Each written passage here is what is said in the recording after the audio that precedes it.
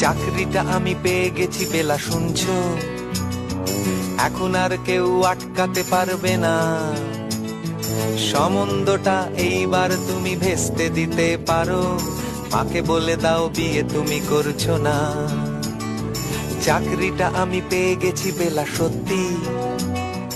আর মাত্র কয়েকটা মাস ব্যাস।